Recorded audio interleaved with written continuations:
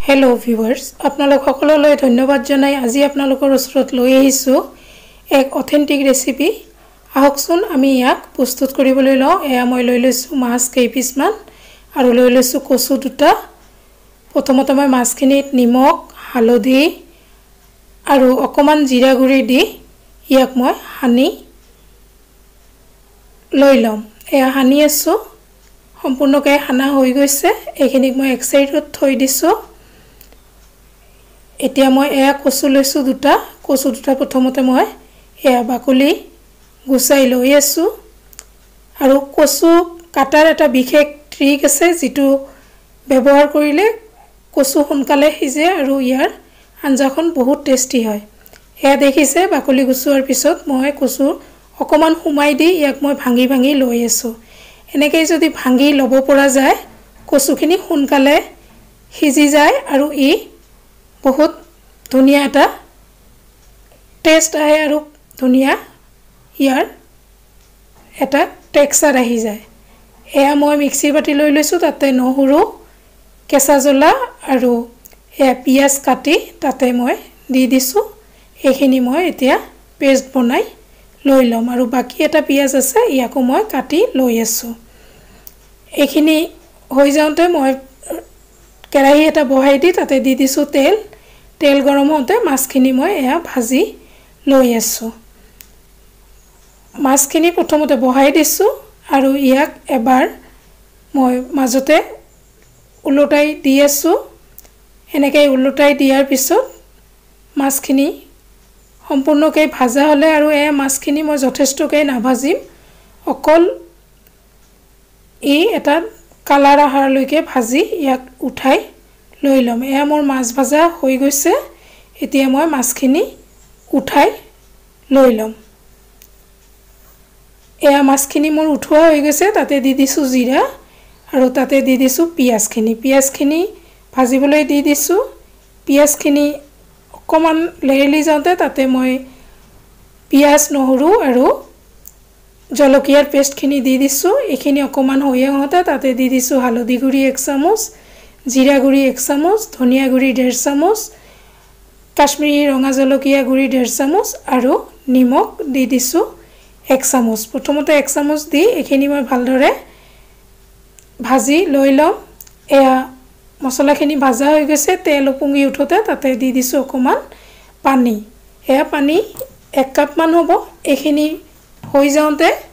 এয়া মছলাখিনি তেল উপঙি উঠোতে মই ধুনিয়াকৈ মাছখিনি দি দিছো মাছখিনি এনেকৈ অকমান সময় ইয়াক মই ধুনিয়াকৈ ৰান্ধি লম আৰু মাছৰ তেল অকমান আছিল এয়া মই নাভাজাকৈ মাছৰ আঞ্জাখনত দি দিছো আৰু দি ওপৰলৈকে পানী দি ইয়াক হবলৈ দি দিছো এনেকৈ মাছখিনি ধুনিয়াকৈ হৈ আহোঁতে এয়া মাছখিনি হৈ যাওঁতে মই অকল মাছখিনি উঠাই লৈ লৈছো কাৰণ মই কচুৰ জোখত ইয়াত গোটেই মছলাখিনি দি দিছিলো নিমখৰ বাহিৰে এতিয়া মই মাছৰ তেলখিনিৰ হৈতে কচুখিনিক দি দিছো আৰু কচুখিনি ভালদৰে মছলাখিনিৰ হৈতে লৰাই দি আছো লৰাই দিয়াৰ পিছত কচুৰ জোখেৰে ইয়াতে আৰু 1 চামুচ মই নিমখ দি দিছো দি ইয়াক মই ঢাকি দি দিছো এনেকৈ ধুনিয়াকৈ কচুখিনি অকমান সময় হৈ যাওঁতে ইয়াক মই এবাৰ লৰাই দিছো আৰু দি আকৌ ঢাকি দিছো এয়া কচুৰ যিখিনি ৰস আছিল সম্পূৰ্ণ শুকাই গৈছে গতিকে ইয়াত এতিয়া মই সিজাৰ কাৰণে পানী দি দিম এয়া কচুখিনি আধা গিলাচ পানী দি দিছো আৰু দি ইয়াক ঢাকি দি দিছো এয়া সব কচুৰ কালাৰ চেঞ্জ হৈ আহিছে আৰু কচুখিনি প্ৰায় সিজিছে এইখিনি পানী শুকাই যোৱালৈকে সম্পূৰ্ণকৈ কচুখিনি সিজি যাব এয়া পানীখিনি শুকাই আহি আছে আৰু ই যথেষ্টকৈ সিজিছে আৰু কিছুমান একেবাৰে গলি গৈছে গতিকে ইয়া হৈ যাওঁতে এতিয়া মই কচুখিনিত জুলৰ কাৰণে পানী দি দিম এয়া মই পানী ওপৰলৈকে দি দিছো দি ইয়াক ধুনিয়াকৈ ঢাকি দি দিছো ধুনিয়াকৈ ইয়া উতলি আহিছে উতলি আহোঁতে তেলৰ ওপৰত উপঙি উঠিছে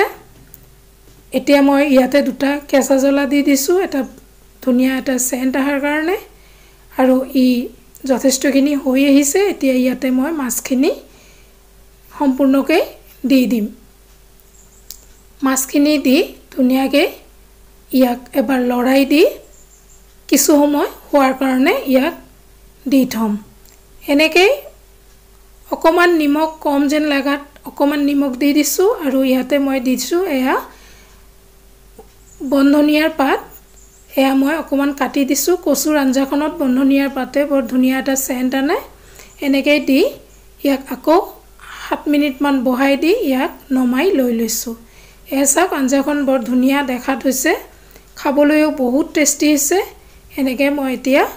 খোৱাৰ কাৰণে এটা কাহিত উলিয়াই দি দিছো আৰু দেখিছে ভাতৰ লগত আঞ্জাখন দেখিবলৈ ইমানে ধুনীয়া লাগা হৈছে আৰু মই বাটি এটাতো উলিয়াই লৈ লৈছো আৰু ওপৰত অকমান ধনিয়া পাত ছটিয়াই ইয়াক দি দিছো আপোনালোকে এনেকৈ কচুৰ আঞ্জাখন বনাই খালে বহুত টেষ্ট পাব আপোনালোক সকলোলৈ ধন্যবাদ জনাই আজিলৈ ইয়াতে সামৰিছো ধন্যবাদ